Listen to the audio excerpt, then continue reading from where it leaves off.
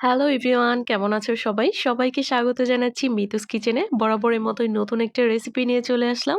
আজকে কিন্তু খুবই মজাদার আর খুবই অল্প সময়ে বানিয়ে নিতে পারবে এমন একটা নাস্তার রেসিপি তোমাদের সঙ্গে শেয়ার করতে যাচ্ছি।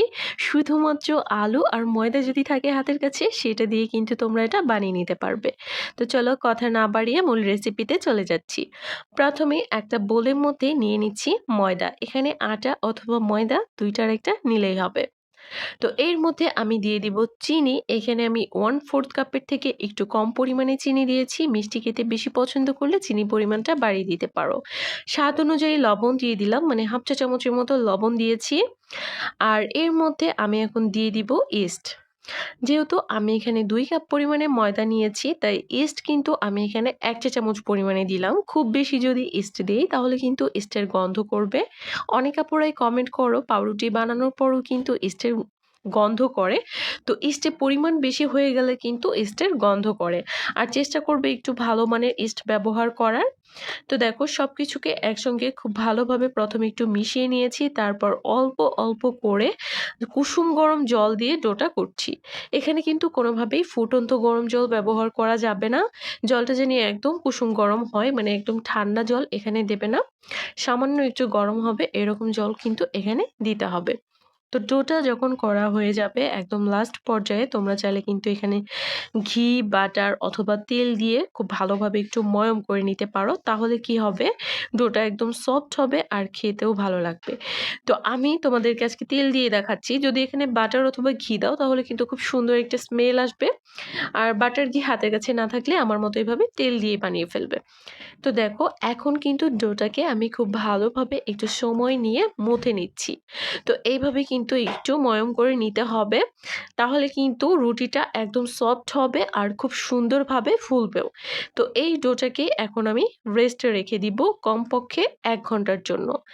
হাতে যদি সময় থাকে তাহলে অবশ্যই এটাকে ১ ঘন্টা রেখে দিবে, আর যদি হাতে সময় না থাকে তাহলে ৩০ মিনিট রাখবে। তো এখানে আমি আলু সিদ্ধ করে নিয়েছি আর আলুটাকে খুব ভালোভাবে গ্রেট করে নিচ্ছি।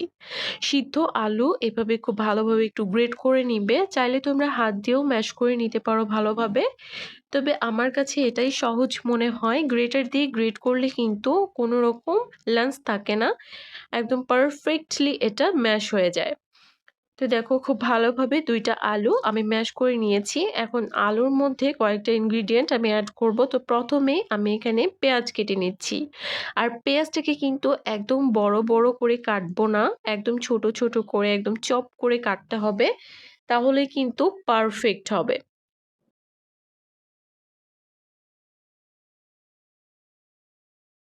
আমি এখানে মাঝারি সাইজের ২ টা পেঁয়াজ নিয়েছি। পেঁয়াজটাকে কাটার পরে ঠিক এইভাবে কিন্তু আরো একটু ঝুরি, ঝুরি করে নিবে। তাহলে দেখবে পুরটা খেতে অনেক বেশি মজা লাগছে। তো পেঁয়াজটা আমি এর মধ্যে দিয়ে দিলাম। সবকিছুই কিন্তু এরকম কুচি করেই কেটে দিতে হবে। তো আমি এখানে লঙ্কা নিয়েছি। লঙ্কা আমি ৪ টা নিয়েছি, ছোট বড় মিলিয়ে। তো লঙ্কাটাকে প্রথমে একটু ছোট, ছোট করে কেটে নিচ্ছি। তারপর লঙ্কাটাকেও কিন্তু খুব ভালোভাবে এভাবে একটু চপ করে নিব। লঙ্কা দিয়ে দিলাম। হাতের কাছে যদি ধনিয়া পাতা থাকে অবশ্যই দিয়ে দিবে। ধনিয়া পাতা কিন্তু যেকোনো খাবারের টেস্ট দ্বিগুণ পরিমাণে বাড়িয়ে দেয়। আর হাতের কাছে যদি ধনিয়া পাতা না থাকে, সবসময় তো আর থাকে না, সেক্ষেত্রে তোমরা ধনিয়া পাতা ছাড়াও কিন্তু এই নাস্তাটা বানাতে পারো। তো এখানে ধনিয়া পাতাটাও আমি খুব ভালোভাবে কুচি করে দিয়ে দিলাম। ধনিয়া পাতার পরিবর্তে এখানে তোমরা সচ পাতা ব্যবহার করতে পারো, ১২ সচ পাতা। তো এর মধ্যে এখন দিয়ে দিলাম আমি স্বাদ অনুযায়ী লবণ।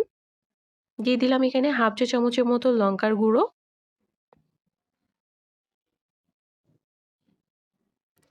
আর এখানে আমি দিয়ে দিব বিট লবণ। বিট লবণ দিলে কিন্তু টেস্টটা অনেক ভালো আসে। আর খুবই সামান্য একটু টেস্টিং সল্ট দিয়েছি 1/4 চা চামচের মতো। আর এখানে আমি দিয়ে দিচ্ছি সামান্য একটু মুরগির মসলা। আর এই মুরগির মসলাটা কিন্তু এখানে অনেক বেশি ব্যবহার করিনি।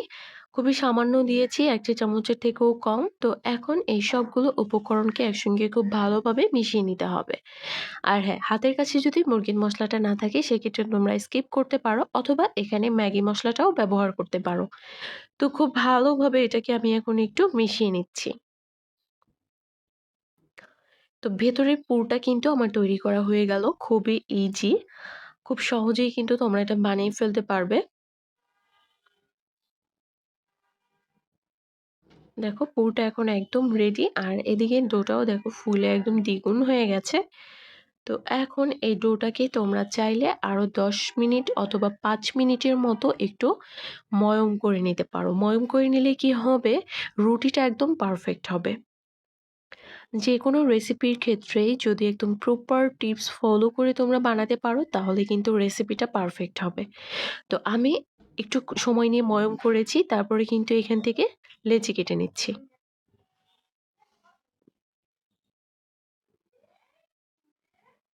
লেচিটাকেও আমি একটু সময় নিয়ে ময়ম করছি যেন রুটিগুলো সুন্দরভাবে ফুলতে পারে।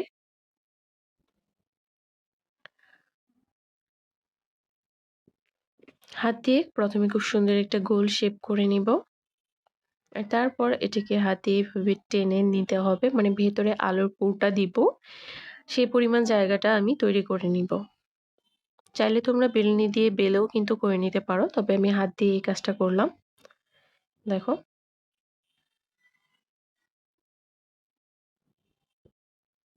এখানে আমি মোটামুটি ১.৫ চা চামচের মতো দিয়েছি, মানে একদম চামচ ভর্তি করে পুর দিয়েছি।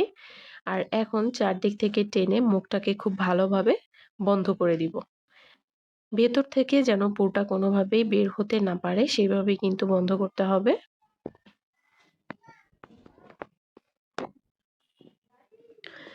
আর এই নাস্তাটা কিন্তু তোমরা চাইলে গ্যাসের চুলায় বেক করে নিতে পারো, আবার চাইলে কিন্তু তোমরা একদম সরাসরি প্যানের মধ্যে দিয়েও বানাতে পারবে। আমি ওপর থেকে সামান্য একটু ময়দা ছিটিয়ে খুব ভালোভাবে কিন্তু একটা গোল শেপ করে দিয়েছি আর হাত দিয়ে চেপে চেপে এভাবে সামান্য একটু বড় করে দিচ্ছি। চাইলে তোমরা এই কাজটা বেলুনি দিয়েও করতে পারো, কিন্তু সেই ক্ষেত্রে ভেতরে পুরটা বের হয়ে যেতে পারে, তাই এই কাজটা চেষ্টা করবে হাত দিয়ে করার। তো দেখো লাস্টে কিন্তু আমি একটু বেলুনি দিয়ে তোমাদেরকে দেখিয়ে দিচ্ছি। প্রথমে অবশ্যই পুরটাকে চারদিকে ছড়িয়ে দিতে হবে হাত দিয়ে, আর তারপর চাইলে তোমরা এভাবে হালকা হাতে বেলে নিতে পারো। বেলে নিলে কি হবে, এটা দেখতে একটু বড় হবে, মানে একটু বড় সাইজ হবে। দেখো ভেতরে পুরটা কিন্তু বের হয়ে যায়নি।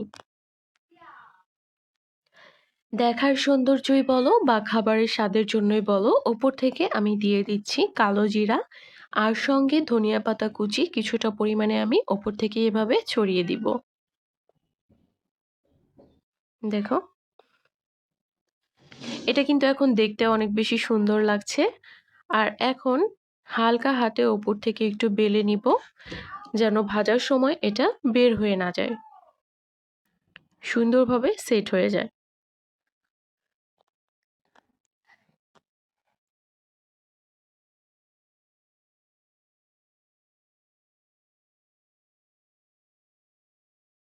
আর এই সেম পদ্ধতিতেই কিন্তু আমি সবগুলো বানিয়ে নিব।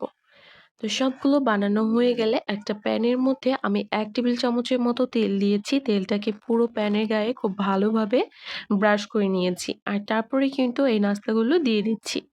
তো প্যানের সাইজটা যদি বড় থাকে তাহলে কিন্তু একসাথে অনেকগুলো দিয়েই তোমরা আ ভেজে ফেলতে পারবে। তো আমি এখানে ৩ টা দিয়েছি, দেখো প্যানের সাইজটা কিন্তু বড়ই আছে। ৩ টা দিয়েছি আর ঢাকনা দিয়ে ঢেকে আমি প্রথমে অপেক্ষা করলাম ৩ মিনিটের মতো। অবশ্যই ওপর থেকে ঢাকনা দিয়ে ঢাকতে হবে আর ৩ মিনিট পর এটাকে উল্টিয়ে দিবে। তো উল্টে পাল্টে ২ টা সাইড কিন্তু আমি ৬ থেকে ৮ মিনিটের মতো মোট সময় রান্না করে নিব। এতে করেই কিন্তু এটা খুব ভালোভাবে কুক হয়ে যাবে। তো সবগুলো কিন্তু আমি সেম পদ্ধতিতেই রান্না করে নিয়েছি আর এখন নামিয়ে নিয়েছি। দেখো কতটা সফট হয়েছে। অল্প সময়ে মজাদার নাস্তা বলতে পারো। আ অল্প খরচে অল্প সময়ে তোমরা এই মজাদার নাস্তাটা কিন্তু বানিয়ে ফেলতে পারবে খুব সহজেই। ভিডিওটি ভালো লাগলে চ্যানেলটি সাবস্ক্রাইব করে পাশেই থাকবে। আর যারা অলরেডি করেছো তাদেরকে অসংখ্য ধন্যবাদ। তো দেখো এখানে খুব সুন্দরভাবে কিন্তু এটা তৈরি হয়ে গেছে আর পুরোপুরি ২ টা ভাগে ভাগ করা যাচ্ছে। এত বেশি সফট হয়েছে নাস্তাটা কি বলবো। একবার যাকে বানিয়ে খাওয়াবে বারবার কিন্তু খেতে চাইবে। এতটাই মজার হয় এই নাস্তাটা।